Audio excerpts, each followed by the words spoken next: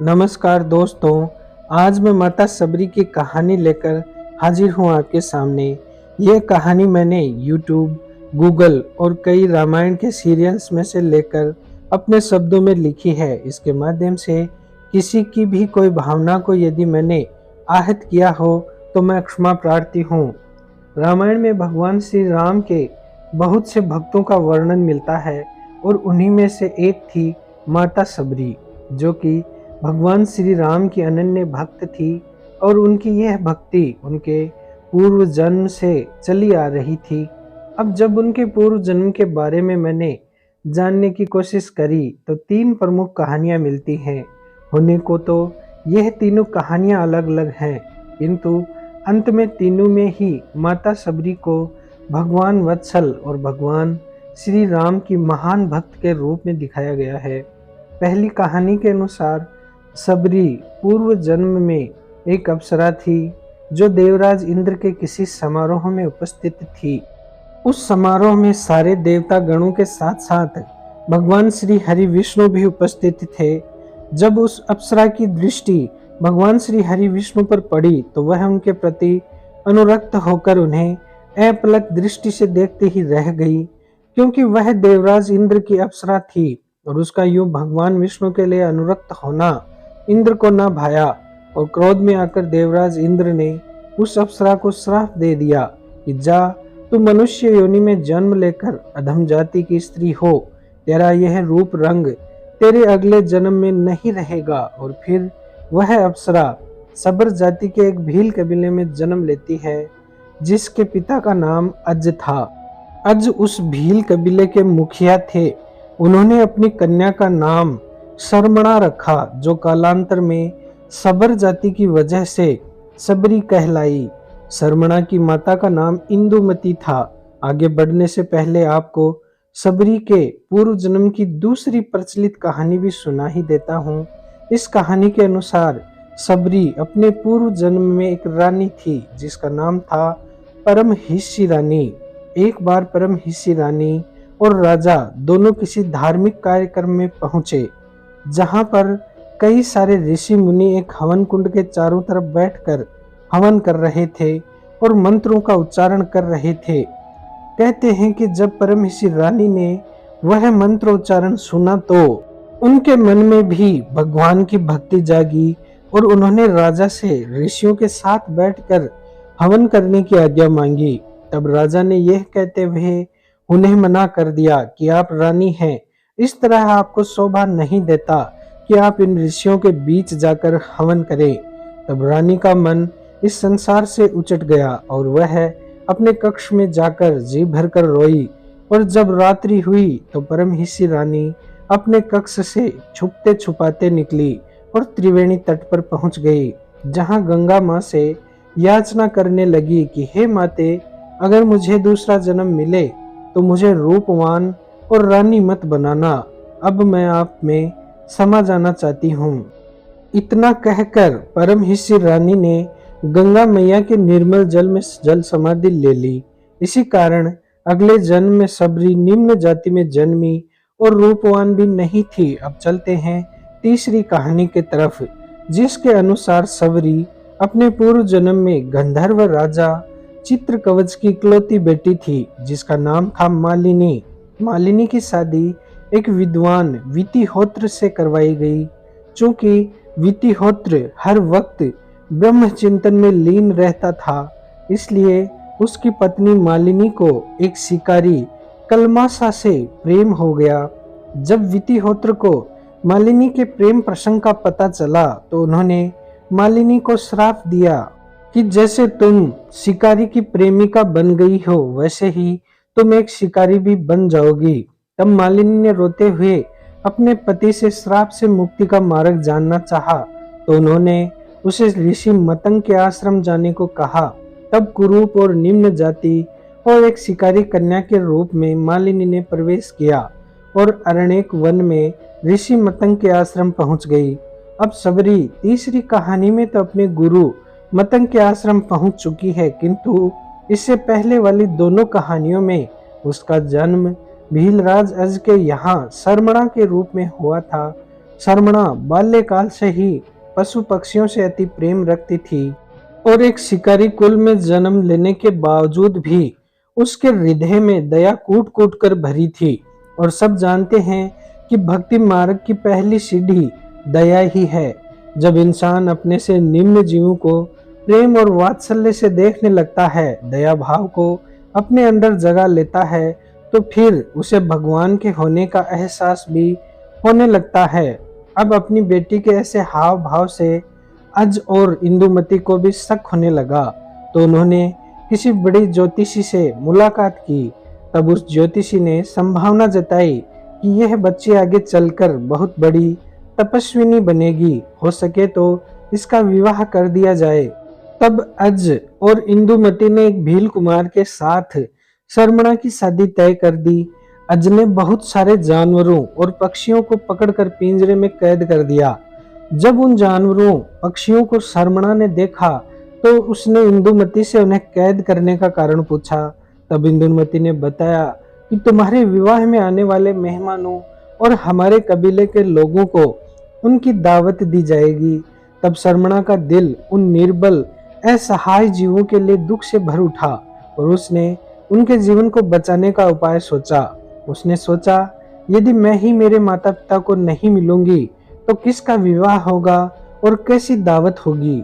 और इसी विचार के साथ एक रात शर्मणा ने छुपकर सभी जानवरों और पक्षियों को आजाद कर दिया और खुद भी इस जीवन के सभी बंधनों से आजाद हो गई और घर छोड़कर अरण्यक वन में आ पहुंची, जहां बहुत से ऋषि मतंग के आश्रम में रहते थे और दिन भर हवन किया करते थे। शर्मणा ने एक दो दिन छुपकर उन ऋषियों के मंत्रों को सुना और वहीं पास में छुपकर रहने लगी। उसे डर था कि निम्न जाति की स्त्री हूँ, कहीं कोई ऋषि क्रोधित ना हो जाए।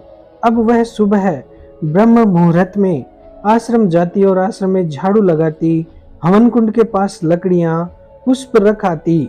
सुबह ऋषि जब जगते तो उन्हें सारा काम किया हुआ मिलता, तो ऋषियों को लगा कोई माया कर रहा है। और एक दिन कुछ ऋषियों ने रात में पहरा दिया।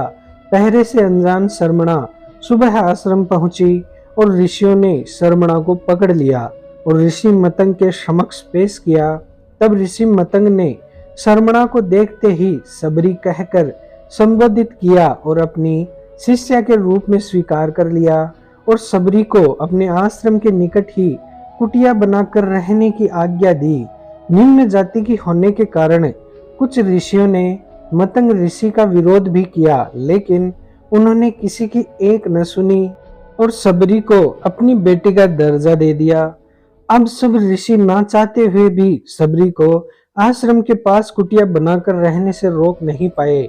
यहाँ पर माता सबरी ने अपने पिता तुल्य गुरु ऋषि मतंग से धर्म शास्त्रों का ज्ञान ग्रहण किया। कुछ समय बाद ऋषि मतंग वृद्ध हुए और एक दिन उन्होंने देह त्याग करने का निर्णय लिया। तब सबरी बोली कि हे गुरुवर, आप चले जाएंगे तो मुझे मुक्ति के मार्ग पर कौन लेकर जाएगा। तब ऋषि मतंग ने कहा, सबरी, भगवान राम खुद चलकर तुम्हारी चौखट पर आएंगे, बस तुम धैर्य रखना और राम नाम से अपना विश्वास मत डिगने देना, राम में ही तुम्हारी मुक्ति छुपी है। इतना कहकर और राम नाम का उपहार सबरी को देकर ऋषि मतंग ने इस संसार से विदा ली और सबरी के जीवन को एक नई दिशा मिली। उस दिन के बाद सबरी रोज अपने प्रभु श्री राम का इंतजार करती, रोज नए फूल चुनती, रोज अपनी कुटिया को गोबर से पोतती और जब शाम हो जाती और राम ना आते तो सोचती आज उसके प्रभु किसी दूसरे की पीड़ा हरने चले गए हैं, उसके पास कल आएंगे। ऐसा करते करते सबरी वृद्ध हो चली, लेकिन उसका विश्वास कभी ना डगमगाया और रोज वह प्रभु श्री राम के आने की आस में उनकी मेहमान नवाजी के लिए तैयारियों में जुटी रहती। यूं ही इंतजार करते करते एक दिन विधि ने ऐसा विधान भी बनाया कि भगवान को खुद चलकर अपने भक्त की चौखट पर आना पड़ा। सबरी के लिए तो वह दिन भी हमेशा की तरह ही था। उसने अपनी कुटिया को गोबर से पोता, वन से फूल और खुद चख चख कर मीठे बेर अपने प्रभु श्री राम के लिए लेकर आई।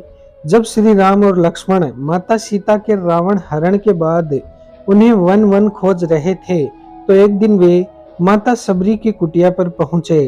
अपने प्रभु के इंतजार में पूरा जीवन व्यतीत कर चुकी वृद्ध माता सबरी ने जब अपनी वृद्ध आंखों की क्षीण हो चुकी दृष्टि से श्री राम की पहली झलक देखी, तो उसके सारे कष्ट पीड़ा मानो गायब हो गए और उसे अपने जीवन का परम सुख मिल चुका था।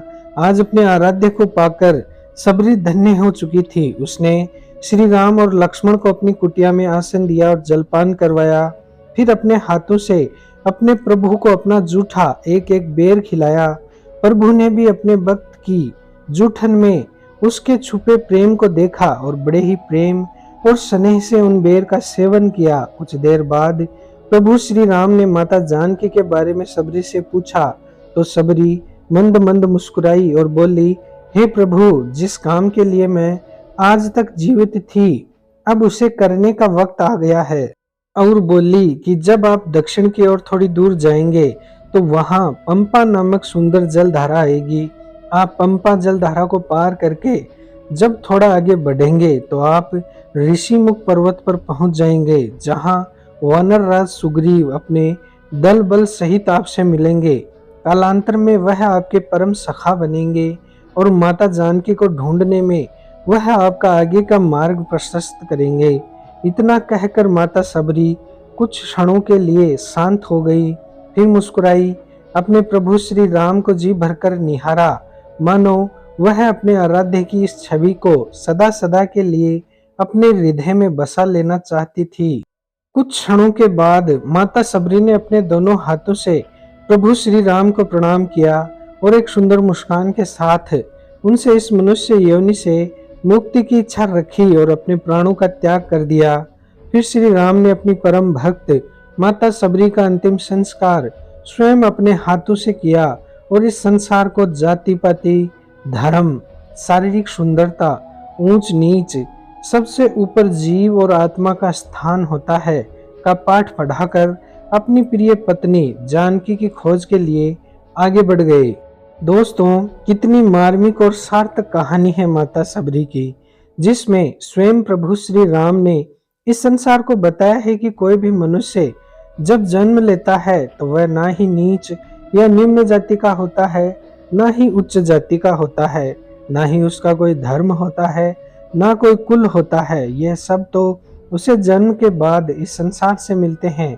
ये भेदभाव इस मृत संसार के चलाए हुए हैं।